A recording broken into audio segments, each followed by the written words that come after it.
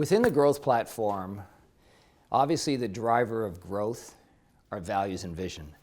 But there's another driver of growth that we need to get right on the table as quick as we can, and it's somewhat the elephant in the room. And I really believe boots on the ground driver of growth is talking about money. And when you talk about money, not just the money that we're looking to make, not just money in terms of goals, but it's the compensation program. And money, as we've talked about before, when you really peel it back, everything peels back to money. And money is not a bad word when you look at the frame of reference in that once we're really doing what we can do that comes from the patient out, the patient experience, the value we're creating, at the end of that, when we're really confident that we get into that mindset that what we do every day has to be focused on the patient, and we have to focus on our team to provide that value. And then right behind that, once we do that, we get rewarded. We get rewarded by loyal patients that refer other loyal patients, and we get rewarded by revenue. So the big piece of this that needs to be discussed as soon as we can is compensation to the team.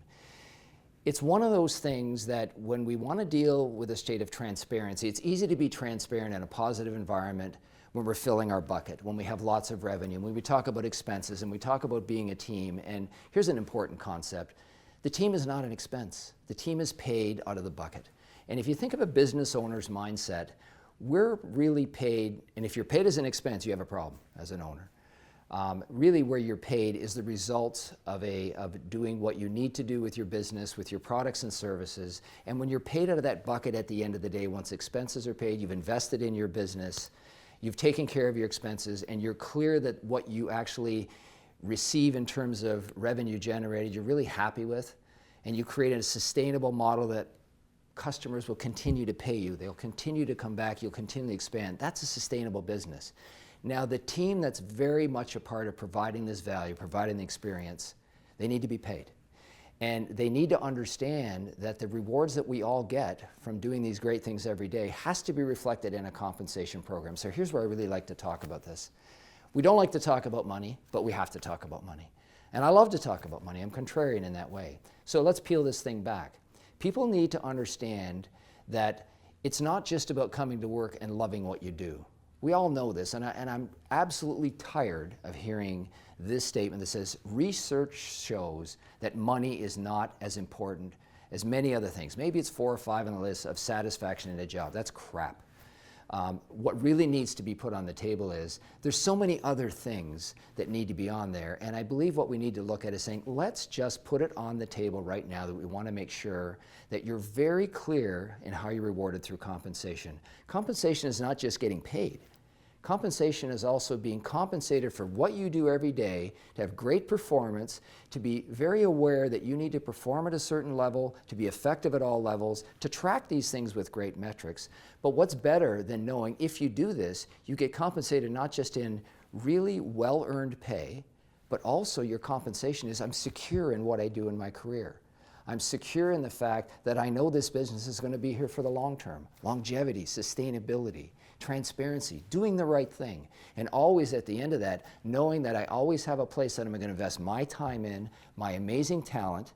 And when I do this, it's not only recognized by giving pats on the back and giving cookies and giving shopping sprees and giving these bonuses, but you not only deserve it, but you understand clearly the parameters of what to expect and how I'm going to get there.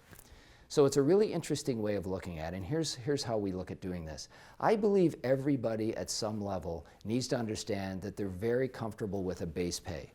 We'll take off the table then the fact that this is a great business, and I want to speak to the business owners out there to actually be watching this and to be interested in what the growth platform can bring you as a business.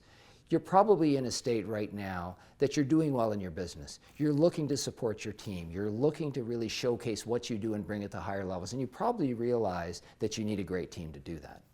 So as we look at that and we talk about compensation, I think I'd like to say that you should have confidence as a business owner that you should be paying your people well. You should be confident that you're going to commit to pay them at a base level, and I like to say the base level of everybody's pay should be at least at the 75th percentile. And it's usually not hard within your business, within your area as well, to determine what that 75th percentile is. Because if you don't know, I will guarantee you that people that you're hiring know. People know, no matter what position you're in a business, they know where they are. They know what a range of pay would be. So you need to be very comfortable that you can look an employee in the eye and say, we're paying you very well. The last thing you want to do is not to commit to that level, because you will lose employees. You want to make sure somebody's not going to leave your office because they're not well compensated, or they just don't understand what they're going to do. So this base level compensation is a tenet of the whole system. It doesn't stop there though. So if you look at it this way, you need to keep people incentivized. You need to keep, I like bonuses, but I don't like how bonuses are used where people are bonus baited, where people are bonus baited according to a production goal, a number goal, a sales goal. I don't like it. I think it really promotes people doing everything, that they're doing everything to achieve a dollar or a metric. I think it's wrong, and it doesn't fit with the growth platform. Now, metrics are crucially important, and they're crucially important in the compensation program, because when we develop our base pay and then we go to what we call our performance step up, there's some very defined parameters that can be met for every employee. So every employee has a range that they can go to, and that range does equate to money.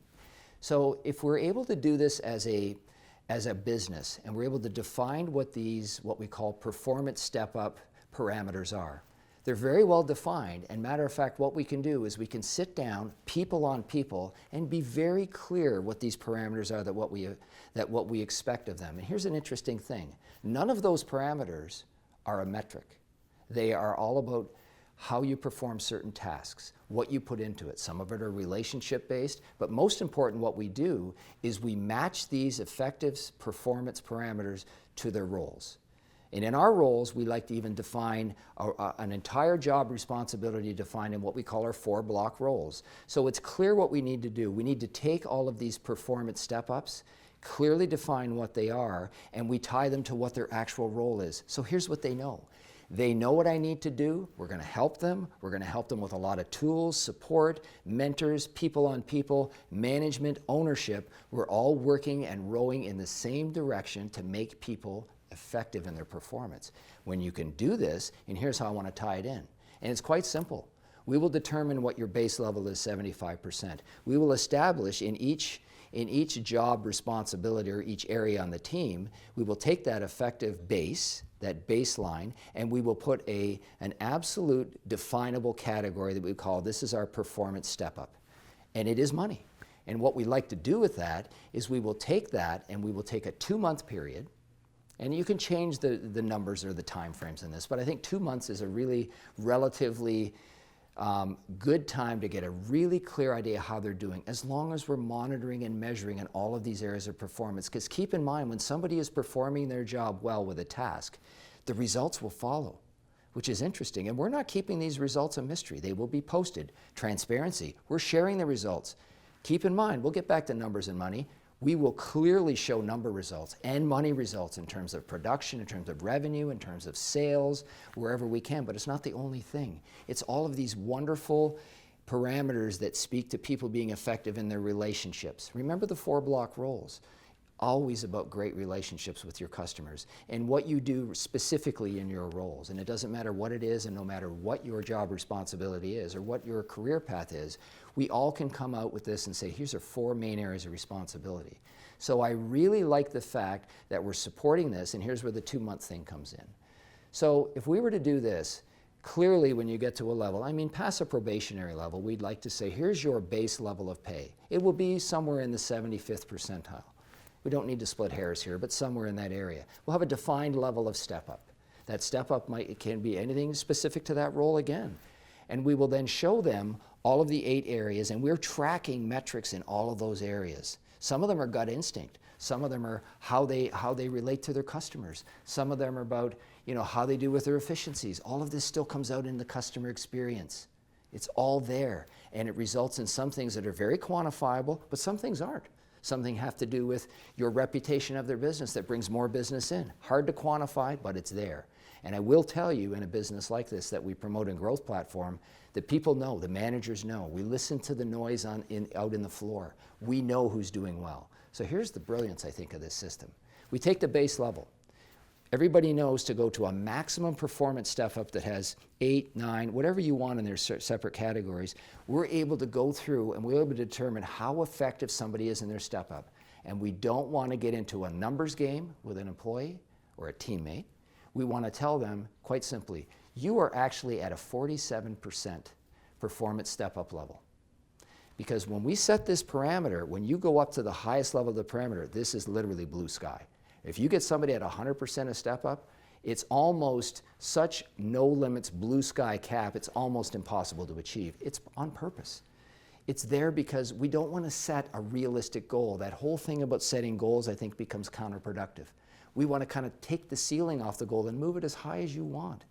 So then what we're able to do is we can put as much attention and onus as a management team and an owner's team on what a person needs to do to improve. It's a positive conversation. The positive conversation is not about you're only at 47%.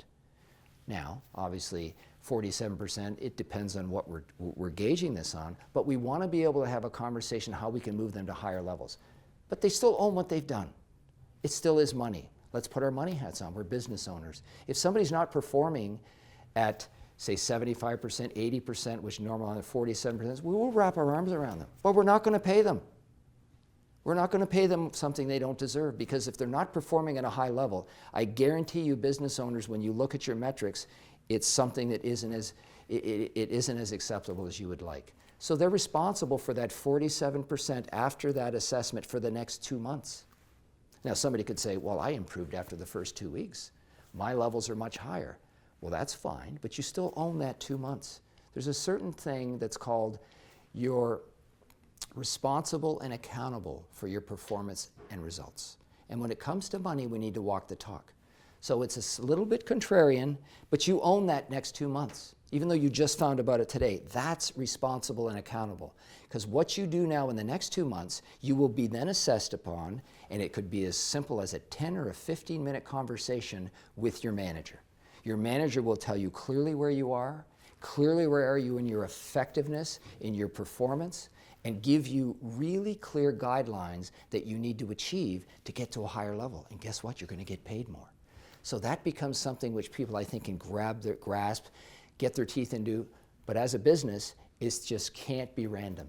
It has to be factored into what you're doing. You have to be honest with this. If somebody's performing at a level, you should pay them.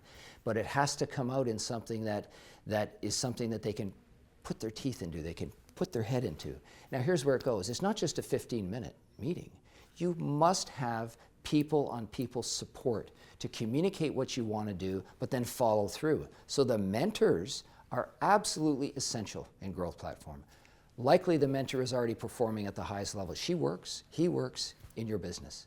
These people become facilitators, and we can talk about mentors in a different place, but they're critical in your compensation program. You want to mess with people's money, you better be clear and confident in what you're saying. And that will lead to you clearly having conversations that are positive, even though it may be a negative result, we're positively on the same page. Here's what it's going to do. You're going to, in a situation like this, you will get some defined trends that will occur. And what we will do is we will take the middle, which is what is the meat of everybody's business, and we will move that middle up in terms of performance. We will take your top level, superstar level, for sake of a better word, they will explode. They will realize they've got now support that they never had before, almost like a self-actualization if you want to get into that thing. They're at a different level. But what's going to happen to the bottom? How many people here want to keep their bottom? They will leave. They won't stick around because it's too much like shining the light and letting everybody swim naked when the tide goes out. If everybody's ever heard that before. I think it's Warren Buffett. But we need to understand, if you're going to shine the light on somebody, you better be very clear in what you're doing when you talk about people's money. Keep in mind, we're not using money as a club. We're starting at 75th percentile. Now, if you're comfortable at 75th percentile and you really aren't doing well in your performance, we probably don't want to accept that. We don't want to accept mediocrity. We want to accept greatness. We know that people are not all going to achieve really high blue sky areas of performance. That's okay. There's nothing wrong with that as long as we're looking for improvement, as long as we're looking, it takes a lot of different people on the team to perform at different levels, and that's what we're looking for. We're looking for the team as a whole, the team as one. And then I think what you've done, if you do this and you do it early in your training, possibly right after your strengths training, then you've got a foundation that they're listening. Their eyes are tuned in, their ears are tuned in. And their eyes and ear aren't looking for what their brain is looking for, which is in most cases, well, I just have to do the bare minimum because I'm given the bare minimum. Why would I work harder than I have to? He's not working hard. This entitlement thing goes away. You're entitled to be rewarded for what you do. You're entitled to be part of the team that creates great value. And your vision is to have a sustainable business that continues with longevity, and you got a lifelong career.